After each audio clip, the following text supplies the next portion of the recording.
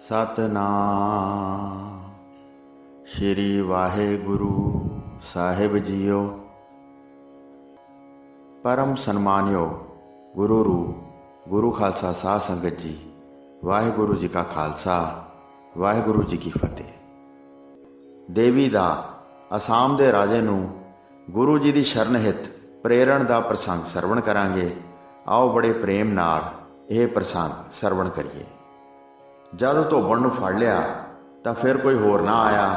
बिशन सिंह बहुत प्रसन्न होके दौड़ के गुरु जी दे पास जा पहुंचया। वंदना करके आ बैठा ते बेनती सहित बोलिया, आप जी दे प्रताप तो जानिया है मेरी फतेह होवेगी ते मेरा महान कार्य पूरा हो जाएगा। फिर भी हे प्रभु जी, मेरी एक बेनती सुनो। सारा लश्कर तुहाडी मर्जी अनुसार चलदा है। वेख के सारिਆਂ ਦੇ दिल विच सिदक आ गया है। मंत्रां दे महान डर नूं गवा दिता है। सानू इत्थे आया नूं बहुत समा बीत गया है। खजाने विच जिन्ना धन सी सारा खर्च लिया है। सारे अपने घरां नूं विसार के इस तरह रह रहे हैं। दुश्मन उत्ते किसी प्रकार का भी जोर नहीं पिया है। वाणी नूं दरिया तो पार नहीं उतारिया है ते कोई भयानक युद्ध भी नहीं होया है। कदों तक इस थां बैठे रहांगे। उमराव बहुत व्याकुल हो गए हैं। जिवें जिवें तुहाडी किरपा वेखदे हां इस मुहिम तो साडा छुटकारा होवे। हे दीन बंधु जी, साडी सहायता करो। ਵੱਡੇ ਕਲੇਸ਼ ਤੋਂ ਸਾਨੂੰ ਬਚਾ ਲਓ। ਹਜ਼ਾਰਾਂ ਲੋਕ ਤੁਹਾਡੇ ਵੱਲ ਵੇਖਦੇ ਹਨ ਤੇ ਮੈਨੂੰ ਕਹਿਣ ਵਾਸਤੇ ਪ੍ਰੇਰਦੇ ਹਨ, ਸਾਰਾ ਲਸ਼ਕਰ ਤੁਹਾਡੀ ਸ਼ਰਨ ਵਿੱਚ ਹੈ। हे ਮਹਾਰਾਜ ਜੀ, ਇਹਨਾਂ ਦੀ ਰਖਵਾਲੀ ਕਰੋ। ਤੁਹਾਡਾ ਭਾਰੀ ਭਰੋਸਾ ਹੈ। ਸ਼ਰਨ ਪਿਆਂ ਦੀ ਬਿਰਧ ਸੰਭਾਲੋ। ਜਦ ਕਦ ਕਾਰਜ ਤੁਸੀਂ ਹੀ ਕਰਨਾ ਹੈ। ਸਾਰੇ ਤੁਹਾਡੀ ਸ਼ਰਨ ਚਾਹੁੰਦੇ ਹਨ। ਇਹ ਸੁਣ ਕੇ ਸ੍ਰੀ ਗੁਰੂ ਤੇਗ ਬਹਾਦਰ ਜੀ ਨੇ ਕਿਹਾ, ਵੱਡਾ ਕਠਨ ਕਾਰਜ ਅਸੀਂ ਹੱਥ ਵਿੱਚ ਲਿਆ ਹੈ। कामख्या देवी वरदाती है। राजे ने इसकी महान सेवा की है। इस राजे के वडेरिया ने इसनों बहुत प्रसन्न किया है। वर देने वास्ते देवी नरम हो गई है। उन्होंने वर लिया है, साड़ी कुल दा अचल राज रहे। जेड़ा भी वैरी आवे हार जावे। साडा राज भ्रिष्ट ना होवे। उस समय जेड़ा देश का राजा सी उसने ये वर लिया सी। उस वर नूं झूठा किवें करिए, इस करके देवी उन्हां दा पक्ष धारण करती है। होर कौन देवी दे वर नूं नाश करे। इस करके यह बहुत कठिन हो गया है। देवी दा वर भी मिटाया नहीं जा सकता। जगत माता सारी प्रभु दी शक्ति है। फिर भी तुसीं साडा कहा सुनो ते श्री गुरु नानक देव जी दा नाम चितारो। सतनाम दा सिमरन करो ते हिरदे विचों सारे शंके दूर करो। सो साध संगत जी, ਇੱਥੇ ਪਹਿਲਾਂ ਮਹਾਰਾਜ ਜੀ ਕਹਿ ਰਹੇ ਹਨ ਕਿ ਕੋਈ ਵੀ ਦੇਵੀ ਦਾ ਵਰ ਮਿਟਾ ਨਹੀਂ ਸਕਦਾ। ਫੇਰ ਕਿਹਾ ਹੈ ਕਿ ਸ੍ਰੀ ਗੁਰੂ ਨਾਨਕ ਦੇਵ ਜੀ ਦਾ ਨਾਮ ਚਿਤਾਰੋ, ਨਿਸ਼ਚੈ ਤੁਹਾਡੀ ਜਿੱਤ ਹੋਵੇਗੀ। ਭਾਵ ਸ੍ਰੀ ਗੁਰੂ ਨਾਨਕ ਦੇਵ ਜੀ ਦਾ ਨਾਮ ਲੈਣ ਨਾਲ ਦੇਵੀ ਦਾ ਵਰ ਖਤਮ ਹੋ ਜਾਏਗਾ। ਇਸ ਤੋਂ ਇਹ ਸਮਝ ਆਉਂਦੀ ਹੈ ਕਿ ਦੇਵੀ ਵਰ ਨੂੰ ਸ੍ਰੀ ਗੁਰੂ ਨਾਨਕ ਦੇਵ ਜੀ ਦਾ ਸਿਮਰਨ ਕੱਟ ਸਕਦਾ ਹੈ। ਗੁਰੂ ਨਾਨਕ ਦੇਵ ਜੀ ਦਾ ਨਾਮ ਦੇਵੀ ਸ਼ਕਤੀ ਤੋਂ ਉੱਪਰ ਹੋ ਸਕਦਾ ਹੈ। ये भी एक सच्चाई है। क्योंकि एक प्रसंग आता है कि श्री गुरु नानक देव जी के द्वारे श्री गुरु अंगद देव जी ने देवी नूं झाड़ू दिंदे वेख्या सी। निश्चय ही आप दी जित होवेगी। अगे कोई बहुता समा नहीं लगेगा। कुछ दिनों विच अपने देश चलांगा।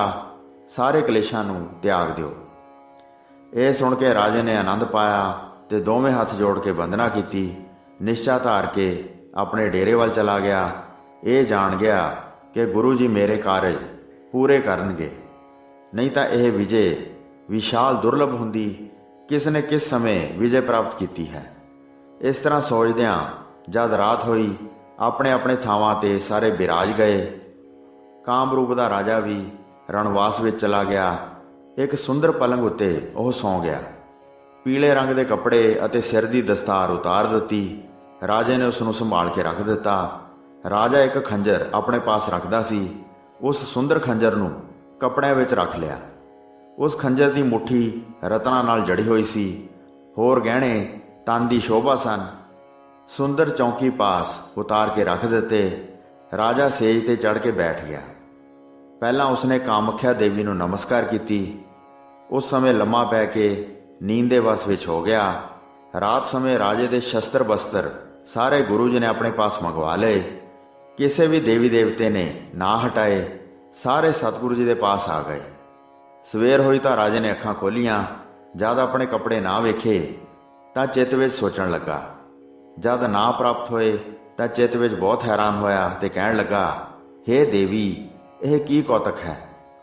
ਰਾਜਾ ਬਹੁਤ ਫਿਕਰਮੰਦ ਹੋ ਗਿਆ। ਐਸਾ ਵਿਘਨ ਤਾਂ ਪਹਿਲਾਂ ਕਦੀ ਵੇਖਿਆ ਨਹੀਂ ਸੀ।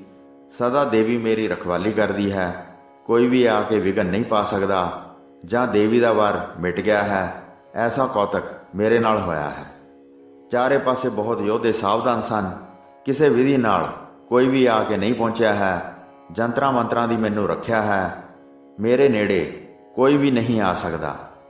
ਮਹਾਸ਼ਕਤੀ ਸਹਿਤ ਜਿਸ ਨੇ ਕੀਤਾ ਹੈ, ਸਾਰੇ ਸ਼ਸਤਰ ਬਸਤਰ ਦਬਾ ਲਏ ਹਨ। ਇਸ਼ਨਾਨ ਕਰਕੇ ਜਦ ਰਾਜਾ ਬੈਠ ਗਿਆ ਤਾਂ ਰਾਜੇ ਦੀ ਮਾਤਾ ਉੱਥੇ ਚੱਲ ਕੇ ਆਈ। ਉਸਨੇ ਪੁੱਤਰ ਨੂੰ ਬਹੁਤ ਉਤਸ਼ਾਹ ਦਿੱਤਾ, ਹੇ ਪੁੱਤਰ, ਹਿਰਦੇ ਵਿੱਚ ਕੁਝ ਨਾ ਸੋਚੋ, ਮੈਂ ਜਗਤ ਮਾਤਾ ਚੰਡੀ ਦੀ ਭਗਤਨ ਹਾਂ, ਉਸ ਪਾਸੋਂ ਸਾਰਾ ਬ੍ਰਿਤਾਂਤ ਪੁੱਛਦੀ ਹਾਂ। ਰਾਤ ਵੇਲੇ ਚਰਿੱਤਰ ਦਾ ਸਾਰਾ ਭੇਦ ਦੱਸ ਕੇ ਅੰਤ ਵਿੱਚ ਆਪ ਦੀ ਸਹਾਇਕ ਹੋਵਾਂਗੀ। ਤੂੰ ਸਦਾ ਆਪਣੀ ਕੁਸ਼ਲਤਾ ਜਾਣੋ, ਅਸੀਂ ਮਹਾਨ ਸ਼ਕਤੀ ਧਾਰਨ ਕਰ ਰੱਖੀ ਹੈ। ਇਸ ਤਰ੍ਹਾਂ ਕਹਿ ਕੇ ਰਾਜੇ ਦੇ ਮਾਤਾ ਜੀ ਚਲੇ ਗਏ। ਉਸਨੇ ਇਸ਼ਨਾਨ ਕਰਕੇ ਆਪਣਾ ਸਰੀਰ ਪਵਿੱਤਰ ਕੀਤਾ ਤੇ ਦੇਵੀ ਦੇ ਮੰਦਰ ਵਿੱਚ ਚਲੇ ਗਈ। ਪੂਜਣ ਵਾਸਤੇ ਸਭ ਵਸਤਾਂ ਲਿਆਂਦੀਆਂ, ਧੂਪ ਧੁਖਾ ਕੇ ਆਰਤੀ ਕੀਤੀ, ਕੁਸਮ ਦੇ ਫੁੱਲਾਂ ਦੀ ਵਰਸ਼ਾ ਕੀਤੀ। ਸਰਵ ਪ੍ਰਕਾਰ ਸਾਰੀ ਕਿਰਿਆ ਕਰਕੇ ਮੁਖ ਤੋਂ ਉਸਤਤ ਮੰਤਰ ਦਾ ਉਚਾਰਨ ਕੀਤਾ। ਫਿਰ ਸਾਰਿਆਂ ਨੂੰ ਦੂਰ ਹਟਾ ਦਿੱਤਾ। ਆਪ ਬੈਠ ਕੇ ਧਿਆਨ ਲਾਇਆ। ਫਿਰ ਭਵਨ ਤੋਂ ਬਾਣੀ ਹੋਈ, ਹੇ ਰਾਣੀ ਜੀ ਸੁਣੋ, ਜਿਵੇਂ ਰਾਤ ਨੂੰ ਹੋਇਆ ਹੈ। ਤਿੰਨਾਂ ਲੋਕਾਂ ਦੇ ਮਾਲਕ ਦਾ ਅਵਤਾਰ ਸ਼੍ਰੀ ਗੁਰੂ ਨਾਨਕ ਦੇਵ ਜੀ ਦਾ ਜਸ ਸਾਰੇ ਜਗਤ ਵਿੱਚ ਹੈ। ਉਸ ਗੱਦੀ ਤੇ ਅੱਜ ਕੱਲ੍ਹ ਸ਼੍ਰੀ ਗੁਰੂ ਤੇਗ ਬਹਾਦਰ ਜੀ ਬੈਠੇ ਹਨ। ਜਿੱਥੇ ਵੀ ਉਹਨਾਂ ਨੂੰ ਯਾਦ ਕਰੀਏ ਉੱਥੇ ਹਾਜ਼ਰ ਹੋ ਜਾਂਦੇ ਹਨ। ਭਗਤੀ ਰੂਪ ਆਪਣਾ ਅਵਤਾਰ ਧਾਰਨ ਕੀਤਾ ਹੈ।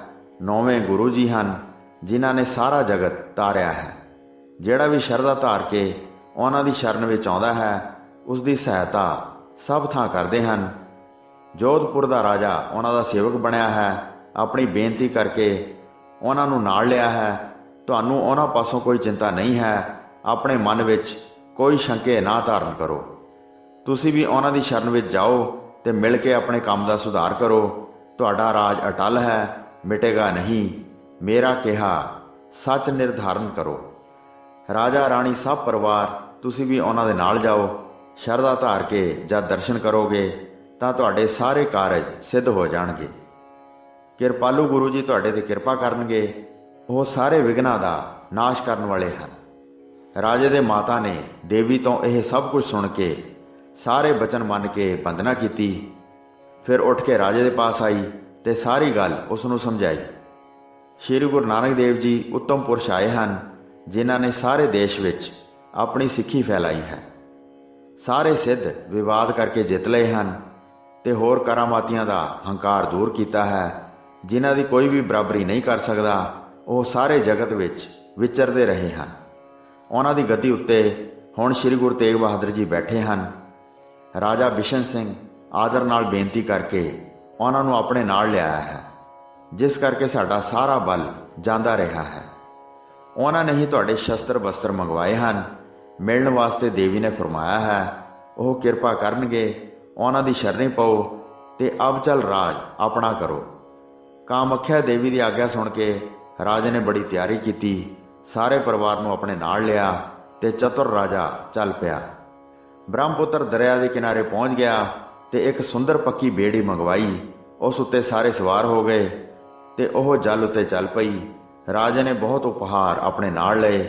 ਪਾਰ ਉਤਰਦਿਆਂ ਸਾਰਾ ਦਿਨ ਬੀਤ ਗਿਆ ਤੇ ਸ਼ਾਮ ਦੇ ਵੇਲੇ ਗੁਰੂ ਜੀ ਦੇ ਪਾਸੇ ਵਾਲੇ ਕਿਨਾਰੇ ਤੇ ਪੁੱਜਾ। ਉੱਚੇ ਦਮਦਮੇ ਵਿੱਚ ਗੁਰੂ ਜੀ ਬਿਰਾਜੇ ਹੋਏ ਸਨ। ਲਸ਼ਕਰ ਦੇ ਨੇੜੇ ਵਾਜੇ ਵੱਜਦੇ ਸੁਣਾਈ ਦੇ ਰਹੇ ਸਨ। ਰਾਜੇ ਨੇ ਬੇੜੀ ਤੋਂ ਉਤਰ ਕੇ ਉਪਹਾਰ ਅੱਗੇ ਕੀਤੇ। ਸਭ ਪਰਿਵਾਰ ਨੂੰ ਨਾਲ ਲੈ ਕੇ ਨੰਗੇ ਪੈਰੀ ਹੱਥ ਜੋੜ ਕੇ ਚੱਲ ਪਿਆ।